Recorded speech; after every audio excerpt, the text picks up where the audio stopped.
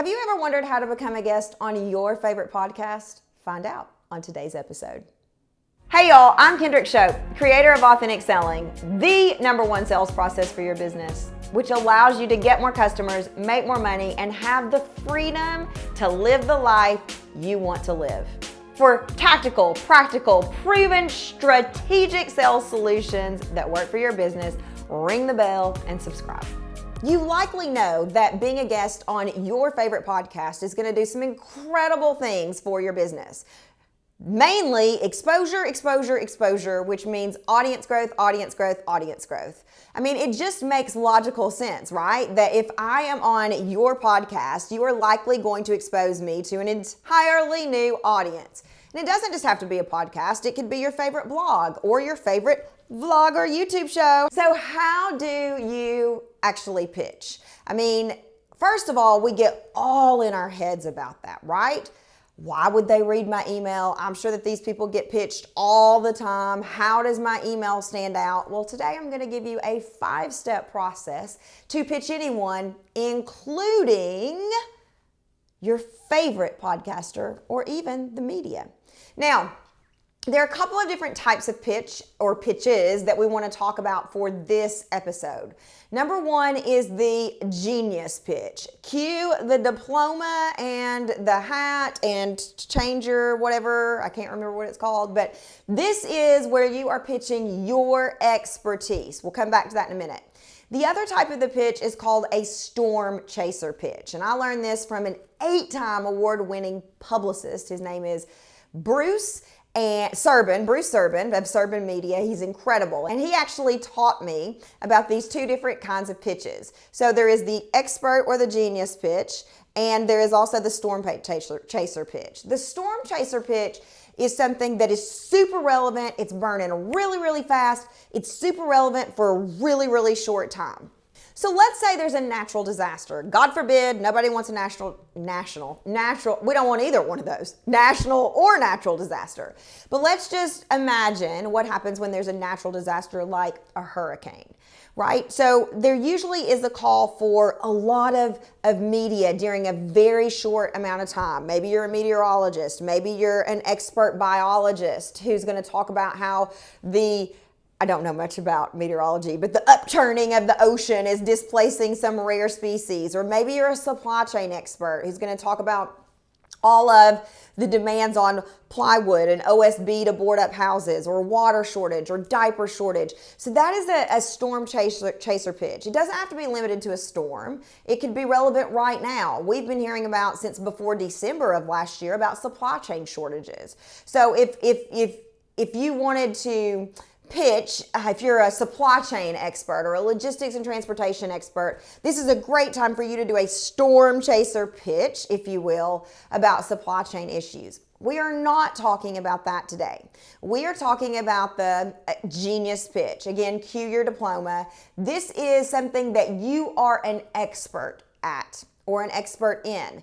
Now, I know the word expert can trigger a lot of people, but can I be real with you a minute? I don't really know how to be any other way. So let's be real. If people are paying you for your advice, you need to be an expert in that. If people are paying you for your product, you need to be an expert at making that product.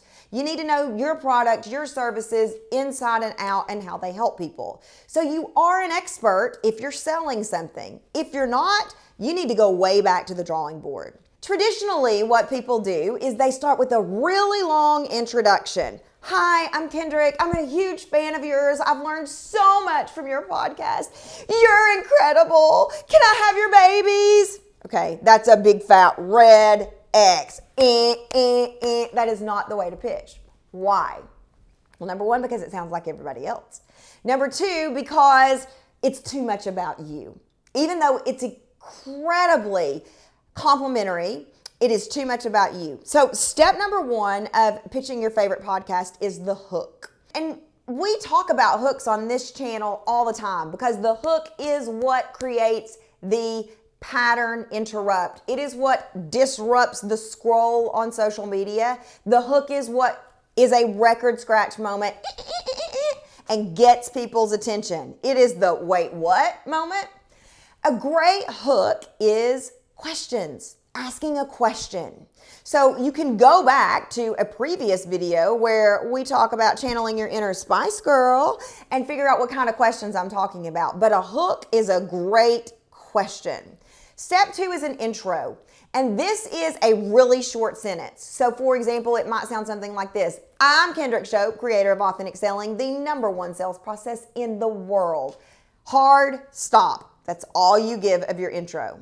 Step number 3 is your platform, or as I say, I just hit the mic. Or as I say, why the hell they should care.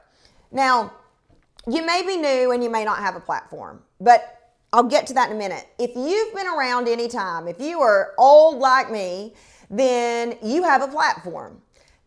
So this is where you brag. This is a no holds barred brag section. And I know bragging makes me want to sort of like vomit, but this is where you got to do it. So in step 3, this is where we would say things, or you would say things like, Kendrick's been featured on the Steve Harvey Show, NBC, Forbes, Inc., I lost my train of thought. Headline News, Reader's Digest. This is where you list them all right here. Now, if you've got 5,000, you can't list them all. Like I said, list them all. I said that real dramatic, but we can't list them all if you've got 5,000. So pick out your most compelling. You also could pick a really interesting little quirk. So Kendrick once sold Steve Harvey a $500 Bic ink pen, or whatever this is, Pilot ink pen. So this is your platform. Your platform could also be Kendrick has 5 million followers on social media. I don't, by the way. So you don't want to lie here because that's inauthentic selling, which is not allowed. But the point is you have some sort of platform. Even if you're new. So if I was brand new to this, okay, let's go back 10, 11 years to when I got my first NBC article. I was brand new. I had worked with less than a handful of clients and I got featured in NBC. How?